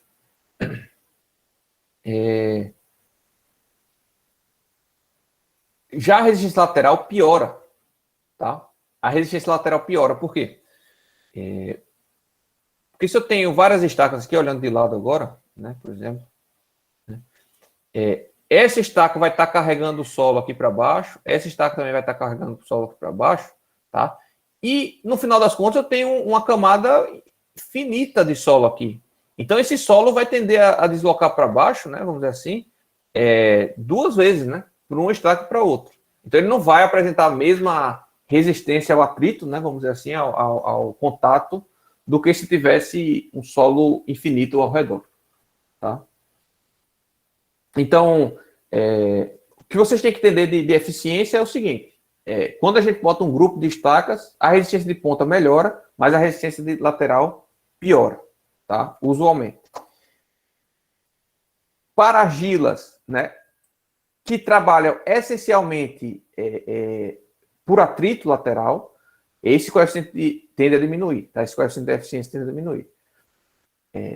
Já para estacas que trabalham mais com resistência de ponta, essa eficiência tende a ser menor. Mas eu, Rafael, nunca utilizo essa eficiência maior, tá? Eu, particularmente, nunca utilizo. Né? Outra observação, tá? Ó, eu vou ter uma eficiência máxima, tá? Para uma relação entre espaçamento e diâmetro, né, da estaca entre 1,3 e 2. Eu, particularmente, utilizo espaçamento entre estacas, tá? Vou chamar de S, sempre igual a 2 vezes o diâmetro da estaca, certo? O diâmetro da estaca. Eu, particularmente, utilizo essa regra aí, né? Bibliografia fala entre 1,3 e 2, tá? Como eficiência máxima. Como eficiência máxima. Para estacas cravadas, tá bom? No caso de estacas escavadas, a eficiência vai girar em torno de 70% a 80%. Tá? São algumas observações. Existem métodos para calcular essa eficiência aí. Tá? Eu vou mostrar 2 métodos aqui para vocês. Mas, dessas observações, eu quero que vocês entendam isso. Que o efeito de grupo melhora a resistência de ponta, porém piora a resistência lateral. E o espaçamento ideal que eu utilizo nos meus projetos, mas sempre, às vezes a gente não consegue utilizar isso, mas se conseguir, eu sempre adoto esse, que é o espaçamento entre estacas como sendo 2 vezes o diâmetro dela. Então, se eu tenho uma estaca de 30 centímetros, de 2 a 3 vezes, na verdade, isso aqui. 2 a 3 vezes utilizo. Apesar de aqui estar dizendo 1.3 a 2, né? Mas em outra bibliografia, eu posso procurar depois qual é a bibliografia. Isso aqui é 2 a 3 vezes o diâmetro. É isso mesmo. Se eu tenho um diâmetro de 40, 1,20 Isso. É de 80 a 1,20. Perfeito. Então, eu utilizo isso, entre 2 e 3. Se eu tenho um diâmetro de 40, vai ficar a distância entre eixo de estaca, né? Fica 80 a 1,20, a 1,20 m. É isso mesmo. Eu posso procurar qual foi a bibliografia que eu vi isso aqui, tá? Essa daqui que eu peguei está falando em 1.3 e 2. Mas isso aqui é para eficiência máxima, né? De qualquer forma, pessoal, primeiro, eu só considero eficiência menor que 1, tá? Eu sempre considero eficiência menor que 1, na verdade. Tá? Bom, primeiro eu vou mostrar esse método aqui que eu não uso, eu uso o segundo método, tá? Mas para calcular a eficiência. Para uma equaçãozinha bem simples, tá? Então, veja, a eficiência depende basicamente desse coeficiente Xi, né? Que na verdade é um arco tangente do diâmetro dividido pelo espaçamento, tá? Você vai usar aqui em graus, tá? Então vai ser 30 graus, 40 graus, alguma coisa assim. Cuidado ao utilizar o MATCAD, porque o MATCAD vai converter as unidades, vai dar erro, tá? Então você vai ter que fazer arco tangente do diâmetro da estaca dividido pelo espaçamento entre estacas, né? O valor em graus você vai colocar aqui, tá bom? Vai depender do número de estacas em uma linha, alinhados em uma linha, e vai depender do número de linhas de estacas, ou seja, a quantidade de estacas numa coluna e a quantidade de estacas numa linha, tá? Então, é como se fosse uma matriz, né? Aqui, né? Então, NN. E basicamente é isso. Divide por 90, aqui você vai ter o coeficiente de eficiência. Quando a gente for fazer o exemplo, a gente também calcula esse método para comparar com o segundo. Já o segundo método, ele é o seguinte, ele é a regra de Feld, né? De Feld. Basicamente, ele considera que para cada estaca adjacente que você tiver, em torno de uma estaca, você vai perder 1/16 de resistência. Ou seja, 1/16 de eficiência. Tá? Então, vamos lá. Tem até um exemplinho aqui que eu consegui no exemplo. Avaliando essas estacas aqui, ó, em cinza, tá? Uma estaca, vamos pegar essa estaca aqui. Quantas estacas eu tenho ao redor dessa? Eu tenho 1, 2, 3. Certo? Então, portanto, eu vou pegar 100% de eficiência, que seria 16 sobre 16, e subtrair de 3 vezes, que são as 3 estacas vizinhas, por 16. Então, eu estou reduzindo 3/16, tá? Porque eu tenho 3 estacas vizinhas. Então, portanto, a eficiência dessa estaca aqui, tá? De uma estaca, seria 82%. Né? Aí eu teria 82% dessa estaca, 82% dessa estaca e dessa estaca. Todas essas estacas em cinza teriam 82% de eficiência. Já essas brancas é diferente, porque veja, essa daqui, quantas estacas eu tenho ao redor dessa? Eu tenho 5 estacas ao redor dessa, né? Tá? Adjacentes a ela. Então, portanto, a eficiência dela será menor. Então, a eficiência dela será 100%, né? 1 menos 5/16. Né? Então, portanto, a eficiência dessas do meio será 69%. Só que eu não vou avaliar estaca por estaca, eu vou fazer uma média de todas as estacas, tá bom? Da eficiência média de todas as estacas. Portanto, vou fazer uma média e vou calcular a eficiência do conjunto, do grupo de estacas total. Que vai ser o quê? Vai ser o número de estacas aqui que tem eficiência de 82%, portanto, 4 vezes 82, né? O número de estacas que tem essa eficiência aqui no meio, né, que vai ser 2 vezes 69%, e vou dividir pela quantidade de estacas total, então vou ter uma eficiência média para esse bloco de 77%. Veja que é interessante que, por esse método, você não depende do espaçamento entre estacas e você não depende do diâmetro das estacas, tá? O que é parcialmente um erro, né? Você já teria que ter parcialmente um espaçamento pré-definido, né? Talvez eu vou procurar. Eu acho que esse espaçamento de 2 a 3 foi recomendação desse método aqui, tá? 2 a 3 vezes o diâmetro. Né?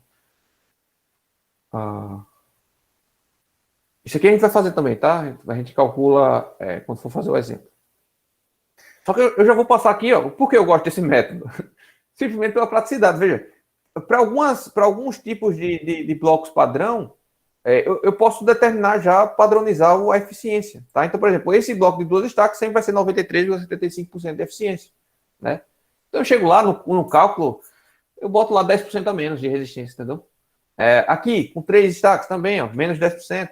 Tá? Aqui já é menos 20% de resistência de um estaca individual. Aqui, menos 15%. E assim por diante.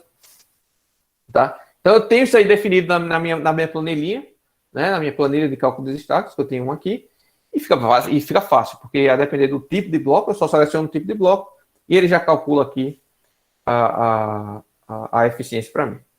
Tá bom? Agora, esse método primeiro também é interessante, né? Também é interessante, mas confesso que nunca utilizei. Né? Aqui também você consegue calcular fácil, depende apenas da quantidade de estacas, né? Número de colunas, número de linhas, e do diâmetro do espaçamento, que tudo isso é possível facilmente definir também na planilha. Né? Mas na minha planilha não tem isso não, na minha planilha só tem isso aqui. Padronizado. Aqui tem outros tipos, tá? Para destacar. E, bom, eu queria, tem mais 2 tópicos que eu quero falar ainda com vocês, tá? Mas eu esqueci de botar aqui na aula. Eu vou falar aqui e depois eu adiciono na aula, tá? E aí a gente acaba a aula de hoje, fica o exemplo para a próxima aula e fica os aspectos normativos na próxima aula também. Bom, mas eu também abordei, apesar de ser o nosso conteúdo aqui, eu também abordei aqui estacas em rocha, tá? Tem um método aqui para estacas em rocha, segue o mesmo raciocínio. Carga de atrito, carga de ponta, tá? A tensão de atrito seria Fs e a tensão de ponta seria Fb, tá? De base, né? De base. E a forma para encontrar as tensões, né? Em MPa de cada um, vai ser multiplicar esse coeficiente A, né? Utilizando o coeficiente A e B, IA1 e B1, tá? Seja para o atrito, ou seja para a base. E esses coeficientes estão aqui, né? Depende do método que você vai utilizar, tem vários métodos aqui, tá? Cada método trouxe uns coeficientes para a gente. E depende também de QU. Quem é QU? É a resistência à compressão da rocha, tá? Então você vai pegar um cilindro, um corpo de prova da rocha, você vai fazer a extração, ou seja, vai ter que fazer uma sondagem mista aí, vai ter que fazer uma extração de testemunho da rocha, tá? Vai levar para a prensa, igual que você rompe o concreto, você vai romper a rocha. Essa rocha vai ter uma resistência à compressão, seria, entre aspas, o FCK da rocha, né? E você vai utilizar essa resistência à compressão da rocha aqui como QU, tá bom? Como QU. E aí você tem quem é a tensão de atrito e quem é a tensão de ponta. Tá? Usualmente você não tem atrito em rocha, né, pessoal? Usualmente. Pode ter, mas usualmente você não tem. Você chega com a ponta na rocha, né? Porque a única estaca que você consegue perfurar em rocha é a estaca raiz, que é extremamente caro. A gente está falando 3 vezes, 4 vezes o valor de uma estaca escavada, de uma estaca contínua, tá? Qualquer coisa do tipo assim.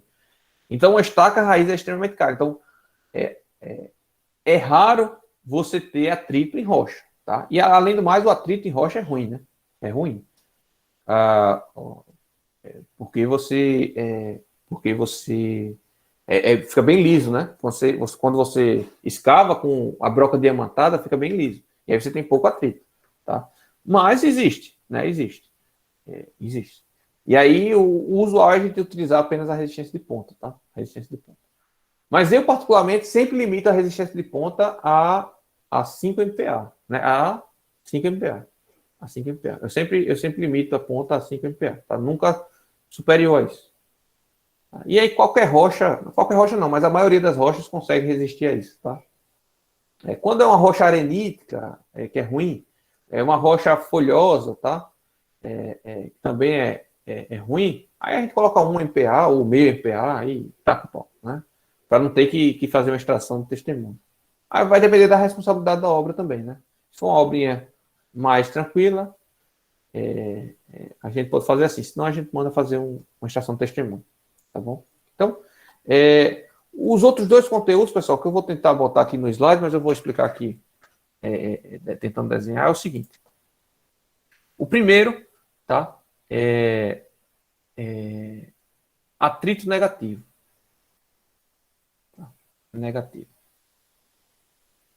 Vou explicar só o fenômeno, tá? Não vou mostrar métodos para calcular isso, não. Isso aqui é um caso muito particular, mas é importante que vocês saibam que existe. Saibam que existe, tá? Você tem que saber que existe isso aqui. E o segundo, vou botar... Depois eu explico. Então, o que é o atrito negativo? Tá? Vamos supor que eu tenho aqui um solo, tá? Que é o nível do terreno. Coloquei a estaca, tá? Aqui. E eu tenho uma camada, pessoal, essa primeira camada aqui, tá? Essa primeira camada é um solo muito mole. Tá? Geralmente é argila, tá? Isso aqui. Argila muito mole. E aí essa estaca vai ser utilizada para edificação, né? Para edificação, porém, eu vou ter uma carga aqui, né, de utilização, né, sei lá, de um térreo de um edifício, ou de uma via, né? Esse aqui vamos dizer que seja o pilar de uma ponte, e aqui ao redor passa uma pista, né? Do viaduto, e aqui passa uma pista, né? Alguma coisa do tipo. O que é que vai acontecer? Esse solo aqui mole, mesmo que eu tenha um aterro, né? Ou que seja um aterro aqui, ao invés da utilização, seja um aterro, então eu coloco um aterro. É mais comum. Vamos dizer que eu vou colocar um aterro aqui. Então, é muito comum essa argila mole demorar para recalcar, né? Ela não recalca na hora, vocês já sabem disso lá de mecânica do solo 2, né? Então, argila saturada, né? Aqui é saturada, tá? Vamos dizer isso. Saturada. Essa argila, primeiro, vai recalcar muito, porque geralmente ela é bem plástica, né? É bem deformável, ela. E segundo, vai demorar para recalcar. Ou seja, no momento que eu aplicar esse aterro, ela não vai recalcar de imediato, ela vai demorar alguns anos, talvez, ou talvez até algumas décadas para recalcar tudo. Tá? E nesse sentido, eu vou executar a minha estaca, vou carregar o meu pilar, vai estar funcionando tudo, e esse solo aqui, essa argila mole, vai estar recalcando, tá? Vai estar recalcando com o tempo. E como ela vai estar recalcando, tá? Como ela vai estar recalcando, existe o atrito entre o solo e a estaca. E como ela está recalcando, ela está indo para baixo, então ela está puxando a estaca para baixo, tá? Essa camada de solo mole, tá? Suscetível a recalques acentuados, vai carregar lateralmente a minha estaca.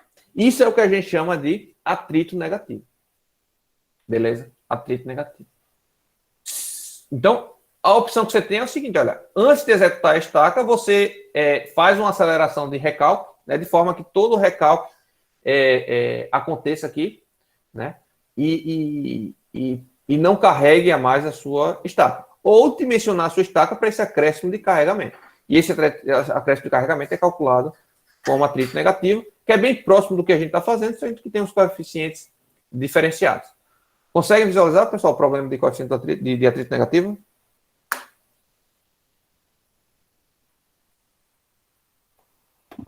Sim. Bom, sei que eu vou fazer um slide disso aqui, tá? Se não fizer, no próximo ano vocês me lembram. Se eu não fizer até segunda, vocês me lembram que segunda eu faço. É rapidinho, é um slide, 2 no máximo. Se eu achar um método rápido, eu boto no slide também, mas a gente não vai cobrar aqui no curso não, tá? O segundo tópico que ficou faltando aqui ações, vamos chamar assim, ações transversais, tá? Transversais na estaca, tá? Que só estou trabalhando com esforço normal, né? Esforço axial, que eu falei para vocês que seria uma limitação aqui do nosso problema. Mas pelo menos eu vou comentar sobre o que seriam esses esforços transversais nas estacas, né? Veja, uma ponte, por exemplo, tá? Uma ponte. Eu tenho um pilar aqui sobre estacas, tenho outro pilar aqui e assim por diante, tá? Aqui eu tenho a ponte, aqui eu tenho a ponte, e o carro tem uma certa direção e a gente tem que considerar carga de frenagem, tá? A gente tem que considerar carga de frenagem nesses pilares. Frenagem e aceleração, na verdade, né? Seriam cargas laterais.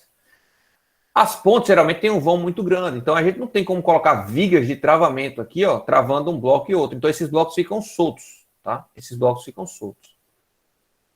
E aí o que acontece? Você tem duas opções aqui. tá?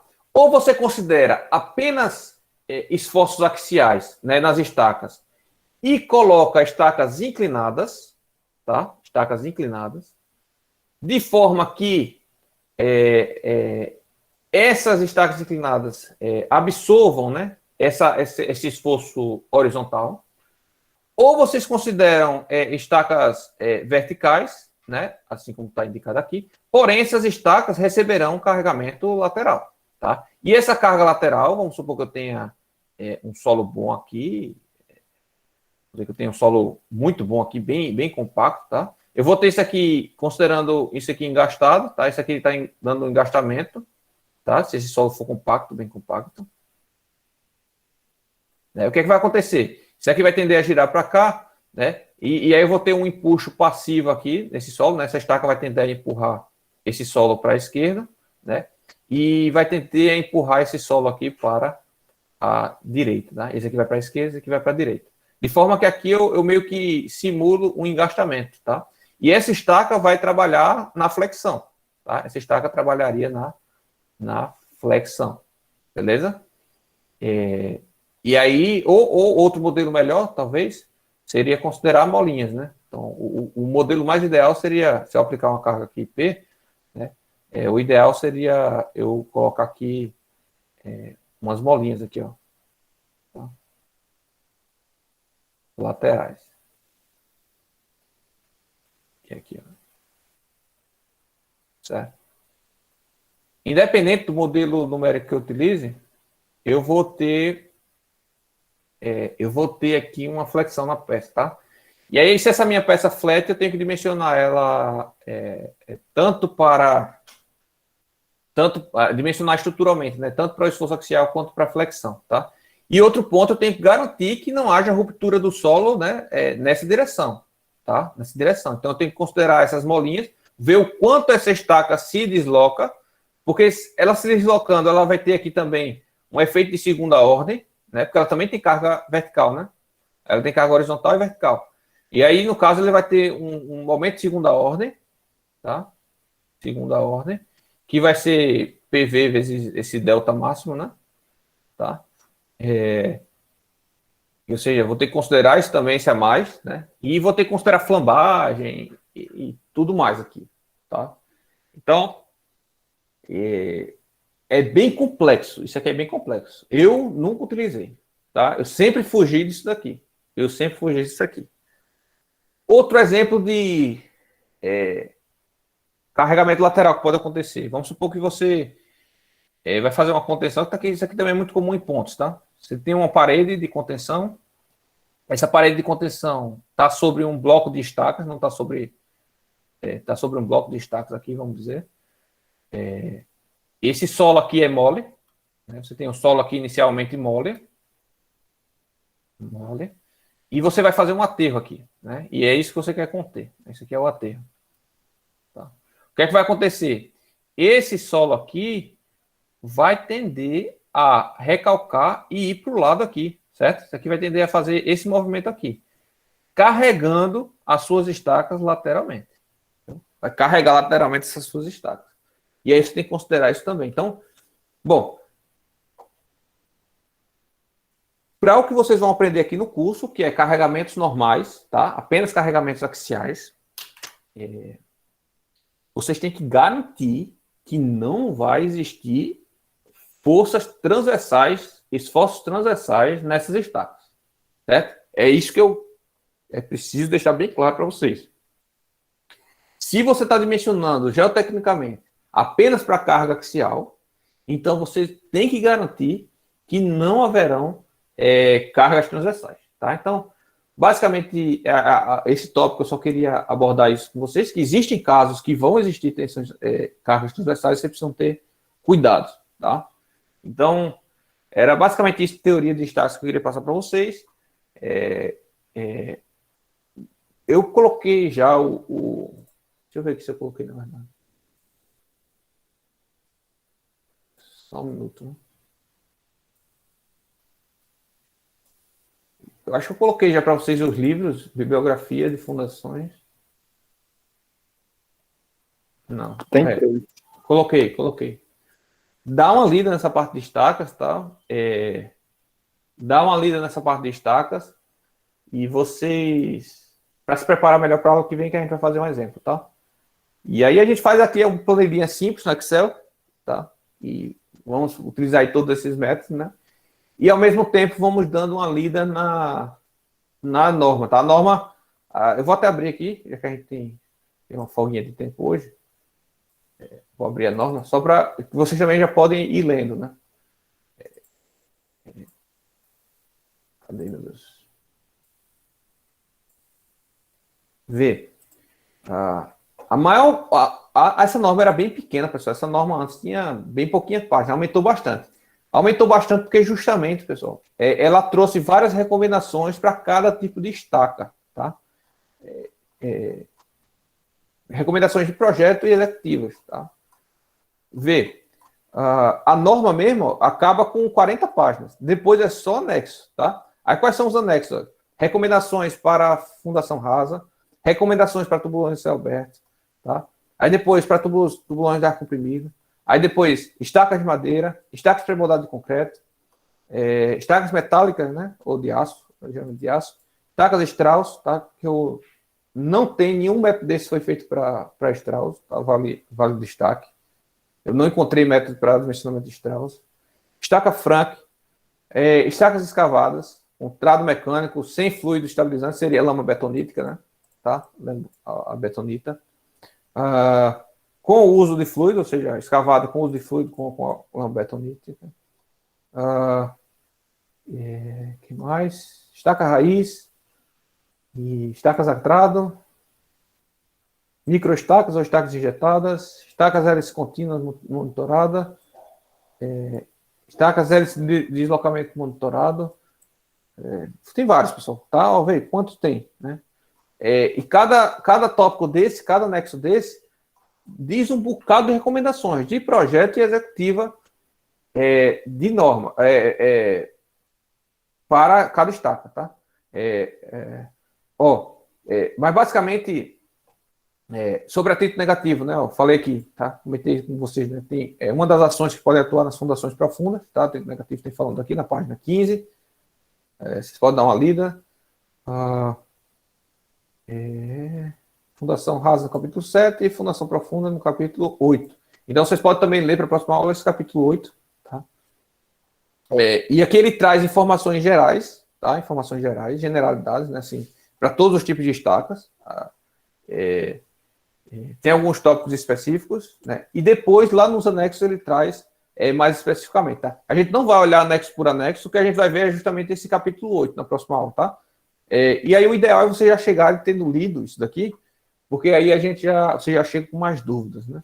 Mais dúvidas e a gente vai tentando tirar aqui para vocês, tá? Então, se vocês puderem ler o capítulo 8, para a próxima aula também seria o ideal. Beleza, pessoal? Então, a aula de hoje vai ficando por aqui. Foi uma aula mais rápida, né? De 2 horinhas aí. E na próxima aula a gente faz o exemplo e vê essa parte normativa. Beleza?